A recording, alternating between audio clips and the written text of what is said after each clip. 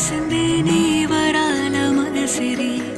హత్తుకోలేవా మరి సరసన చేరి వాస్తుగా పెంచానిట్ట 100 కోట్ల సొగసిరి